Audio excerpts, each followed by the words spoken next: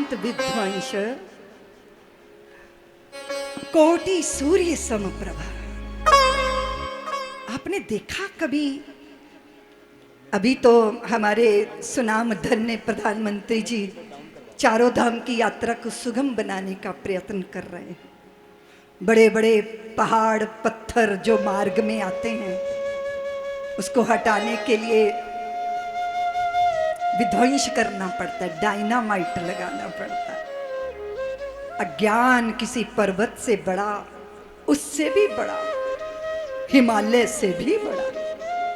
अज्ञान ध्वांत विध्वंस कोटि सूर्य सम प्रभा सूताख्या ही महासारम कथा सारम मम कर्ण। कैसा है ये रसायन जो चित्त की केमिस्ट्री को बदल दे, जो मन को उमंग से तरंग से भर दे। कहाँ है वो? उन्होंने कहा उस पर अज्ञानता का पहाड़ आकर टिक गया। वो झरने थे, झरझर बहते थे, सुंदर कलरव, सुंदर संगीत झंकार थी। चारों तरफ के वातावरण में शीतलता भी थी, झंकार भी था, संगीत भी था। अब क्या हुआ? अब झरना अवरुद्ध हो गया, अब कुछ नहीं है, अब थोड़ा थोड़ा गीलापन है, अब ना धार है, ना झंकार है, ना संगीत है।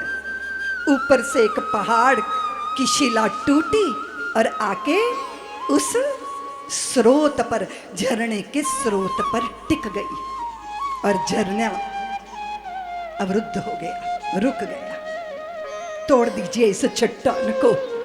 तो उन्होंने कहा ये चट्टान मेरे अभिमान की है, जो मेरे हृदय के आनंद के स्रोत के ऊपर आकर टिक गई।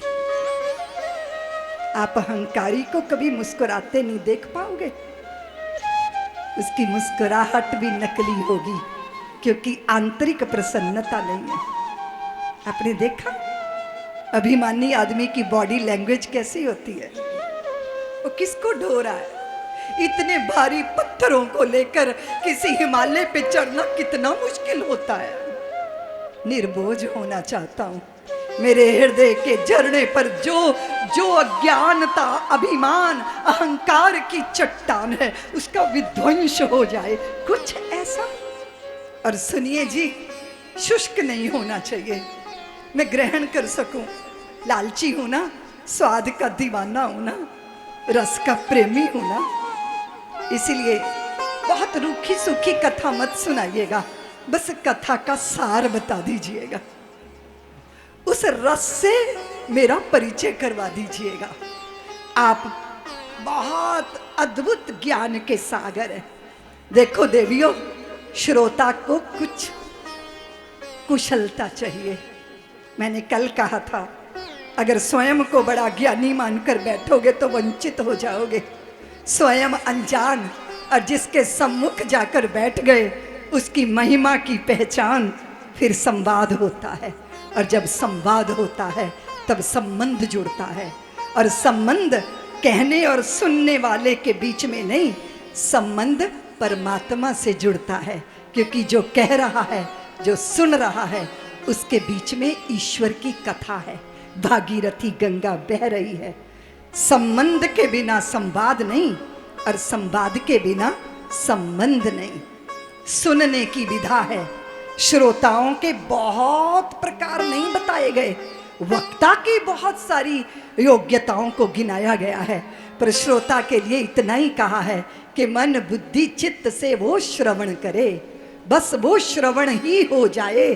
फिर उसको दो कानों से तृप्ति ना मिले, उसे लगे कदाचित मेरे शरीर का रोम रोम श्रवण इंद्री बन जाए, और इतने कानों से भी मैं श्रवण करूं हरि की कथा तो भी मुझे तृप्ति ना हो, और सुनने की लालसा पैदा हो जाए।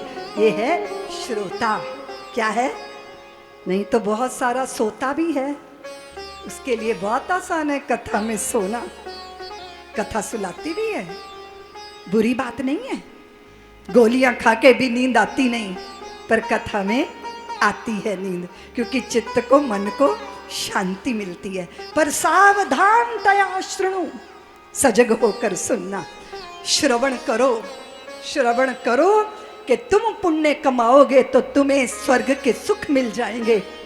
स्मरण रखो, पुण्यों के प्रताप से नहीं पर गुरु की कृपा से वैकुंठवासी प्राप्त हो सकते हैं। स्वर्ग नहीं, सुर नहीं, सुर की पुरियां नहीं, अपितु उसे जान जाओगे जिसके जानने के बाद संसार में कुछ भी प्राप्त होना बाकी नहीं रह जाता। उन्होंने कहा कि काल ब्याल मुखग्रास त्रास निर्णाश हेतवे। और ये जो श्रीमद् भागवत का शास्त्र है ये सांप से बचाता है, ये सर्प के दंश से बचाता है। कौन है जी सांप? काल ही सर्प है। कैसा है जी ये सफेद भी है और काला भी है। विचित्र है ये।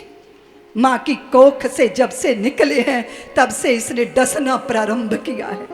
वो 70-80 वर्ष में नहीं, शरीर के जन्म के साथ ही शरीर की मृत्यु काल रूपी ब्याल के द्वारा थोड़ी थोड़ी मृत्यु, थोड़ी थोड़ी मृत्यु, थोड़ी थोड़ी मृत्यु।